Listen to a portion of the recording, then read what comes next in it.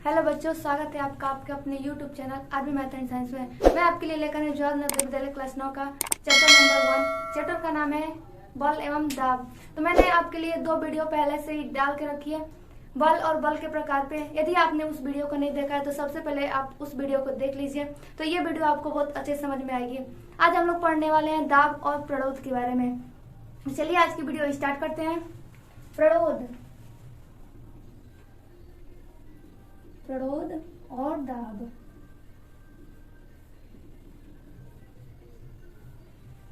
प्रणोद, thrust and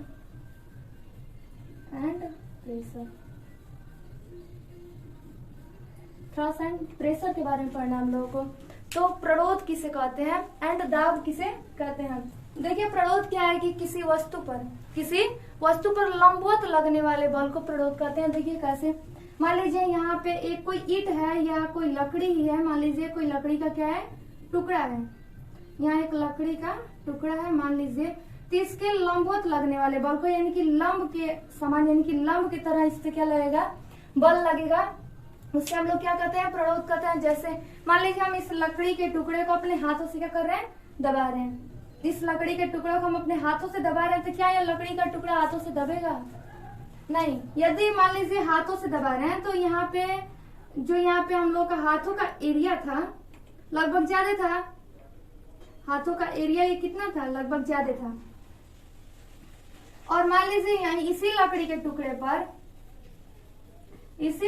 टुकड़े पे यदि मान लीजिए एकदम नुकीला सुई, यदि नुकीला सुई है तो यदि इस पे बल लगाया जाएगा, नुकीला सुई से छेद किया जाएगा, तो बताइए क्या यह लकड़ी के टुकड़े को छेद पाएगा?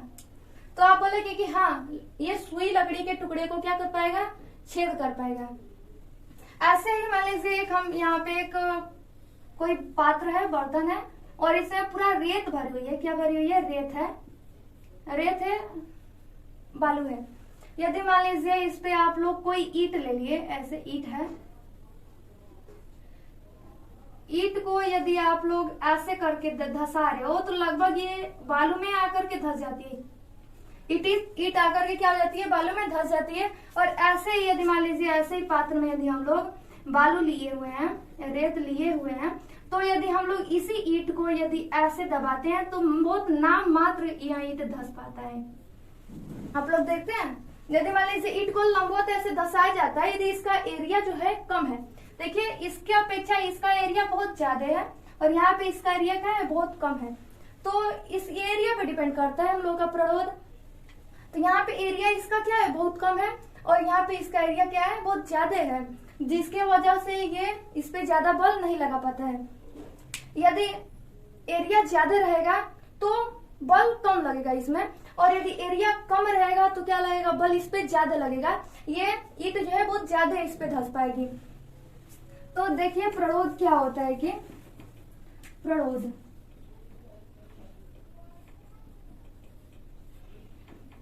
क्या होता है कि किसी वस्तु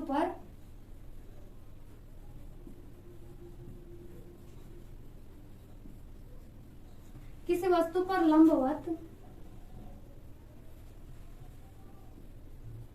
लगने वाले बल को क्या बोलते हैं, प्रणोद बोलते हैं, थ्रस्ट बोलते हैं।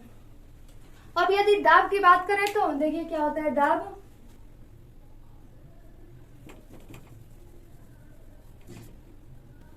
कि दाब क्या होता है कि किसी वस्तु पर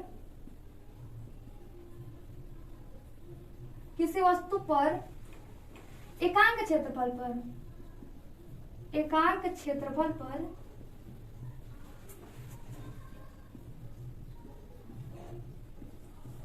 लगने वाला प्रणोद होता है।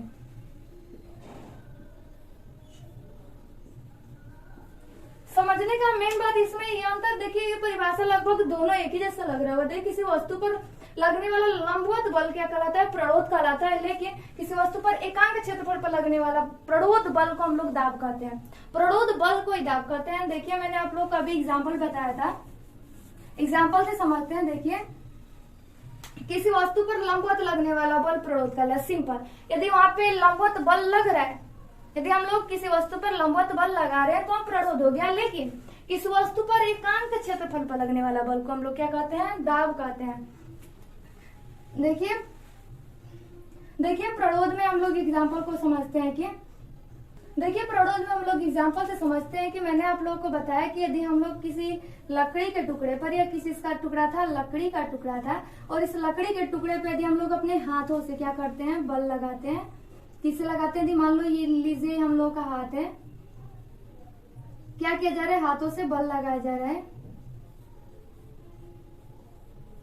या मान लीजिए हम लोग का हाथ है और हाथों के द्वारा इस पे क्या किया जा रहा है, बल लगाया जा रहा है। तो क्या लकड़ी के टुकड़े पे हम लोग का हाथ क्या उस पे बल लगा पाएगा, क्या धंसेगा ये लकड़ी का टुकड़ा? तो आप कहेंगे कि लकड़ी का हम लोग का हाथ है, हाथ का क्षेत्रफल क्या है, बहुत ज्यादा है, हाथ का क्षेत्रफल ज्यादा है। और यही मैंने आप लोगों को बताया कि यदि इसी लकड़ी के टुकड़े पर हम लोग नुकीला पिन लेते हैं या सुई, मान लीजिए सुई है, यदि सुई से इसी पर बल लगता है तो क्या हो जाता है कि इस लकड़ी के टुकड़े को क्या करता है, छेद कर जाता है सुई। तो इस परिभाषा से हम लोग क्या कर सकते हैं कि किसी वस्तु पर लंबवत लगने वाले बल को प्रणोद कहते हैं। उनके यहाँ पे लंबवत तो बल लग रहा है, क्या ये लंबवत बल नहीं लग रहा है, यहाँ पे लंबवत बल लग रहा है। सुई से क्या किया जा रहा है, एक क्षेत्रफल पे क्या लगाया जा रहा है, बल लगाया जा रहा है, लंबवत बल लग रहा है। हम लोग अपने हाथों से इस लकड़ी के टुकड़े पर भी क्या कर रहे हैं, लंबवत बल लगा रहे हैं। और ऐसे ही यहाँ पे कह रहा है कि किसी वस्तु एकांक क्षेत्रफल पर लगने वाले बल को प्रणोद बल को कहते हैं दाब।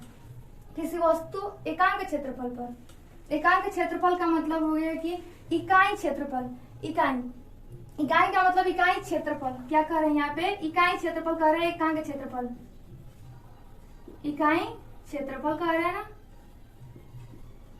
क्षेत्रफल का सूत्र क्या होता है, लंबाई गुणे चौड़ाई। क्या होता है, एल गुणे बी, लेंथ प्लस ब्रेथ, यानी कि लंबाई गुणे चौड़ाई। तो लंबाई को हम लोग मीटर में मापते हैं तथा चौड़ाई को भी मीटर में। तो हम लोग का जो है ये लंबाई यानी कि मीटर जो है, यहाँ भी 1 मीटर होना चाहिए और चौड़ाई भी हम लोग क्या होना चाहिए, 1 ही मीटर होना चाहिए, एकांक होना चाहिए, 1 होना चाहिए, इकाई होना चाहिए। तो ऐसे क्षेत्रफल पर यदि बल लग रहा है, इधर से भी 1 हो और ऊपर नीचे हर तरफ से, यानी कि लंबाई और चौड़ाई इसका क्षेत्रफल जो है 1 होना चाहिए, ऐसा कह रहा है। तो इस प्रणोद बल को देखिए, प्रणोद हम लोग का कह रहे हैं कि लंबवत लगता है। प्रणोद का मतलब हो गया कि यहाँ बल कैसा लगेगा, लंबवत लगेगा। और एकांक क्षेत्रफल का मतलब हो गया कि हम लोग का चौड़ाई एंड लंबाई दोनों क्या होना चाहिए, इकाई होना चाहिए। मैं उम्मीद करती हूँ कि आप लोगों को प्रणोद और दाब समझ में आया होगा। देखिए प्रणोद है कि किसी वस्तु पर लंबवत लगने वाला बल, और दाब में भी यही होता है कि लंबवत ही बल लगता है, यानी कि प्रणोद कह दिया, यानी कि प्रणोद हो गया, लंबवत बल हो गया, लंबवत लगने वाला बल हो गया प्रणोद। और इसमें एक चीज एडवांस है, यानी कि एकांक क्षेत्रफल है।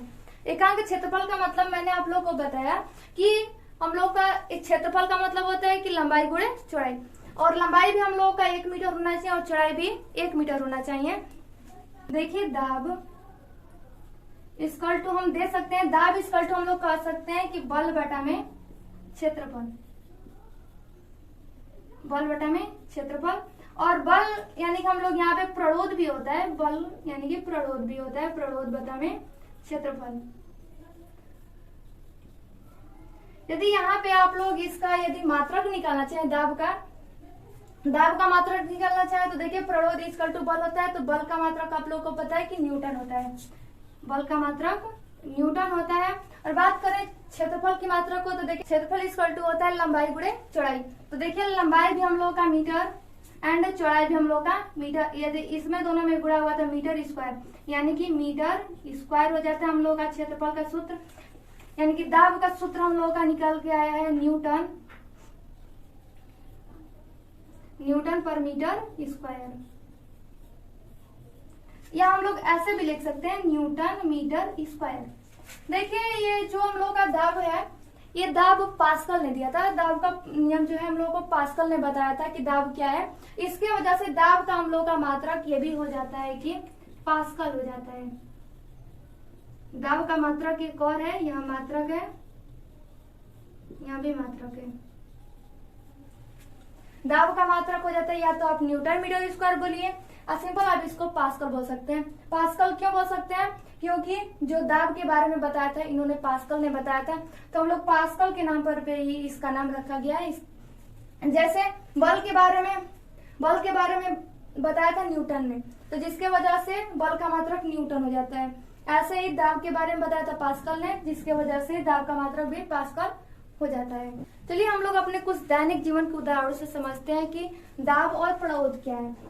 क्योंकि हम लोग अपने बैग को लेकर जाते हैं, बैग की बात लेते हैं, बैग को लेते हैं तो हम लोग यदि चौड़े पट्टे वाला बैग है तो हम लोग हाथों पे कम दाब पड़ता है और आसानी से दूर चले जाते हैं। लेकिन यदि पतला पट्टा वाला यदि बैग है तो क्या होता है कि हम लोग के हाथों पे बहुत ज्यादा दाब लगता है। और ऐसे यदि बेड है, बेड पे यदि गद्दा है तो गद्दा पे यदि मान लीजिए आप लोग खड़े हैं, गद्दा पे क्या है, यदि आप लोग खड़े हैं तो गद्दा क्या होता है कि बहुत ज्यादा धंसता है। लेकिन यदि आप लोग उस गद्दे पे सोए हुए हैं तो क्या होता है कि गद्दा बहुत अपेक्षाकृत बहुत कम धंसा हुआ होता है। ऐसे मैंने आप लोगों को यही बताया था उदाहरण सुई वाला है कि यहाँ क्या था, नुकीला था, इसका क्षेत्रफल कम था तो सुई क्या अच्छे हो गई, लकड़ी में अच्छे से धंस गई है। लेकिन यदि हम लोग अपने हाथों से उस पर बल लगाते हैं तो हम लोग हाथों का क्षेत्रफल क्या है, ज्यादा है, जिसके वजह से इस लकड़ी पे कोई प्रभाव नहीं पड़ा है। मैंने आप लोग को और एक उदाहरण बताया था बालू वाला, रेत वाला, कि यदि हम लोग ईंटे को खड़ा करके रखते हैं, ईंटे को यदि खड़ा करके रखेंगे ऐसे, ईंटे को यदि ऐसे हम लोग रखें खड़ा करके तो क्या होता है कि बालू में बहुत ज्यादा अधिक धंसता है। लेकिन इसी ईंटे को यदि हम लोग ऐसे पट करके रखते हैं तो क्या होता है, अपेक्षाकृत इसके कम धंसता है इसमें। तो चलिए मैं उम्मीद करती हूँ कि आप लोगों को दाब प्ररोध और दाब बहुत अच्छे से समझ में आया होगा। यदि आपको यह वीडियो अच्छी लगी है तो लाइक जरूर करें और अपने दोस्तों से बहुत अधिक से अधिक शेयर कीजिए तथा यदि आप इस चैनल पर नए हो तो चैनल को सब्सक्राइब कीजिए। जय हिंद।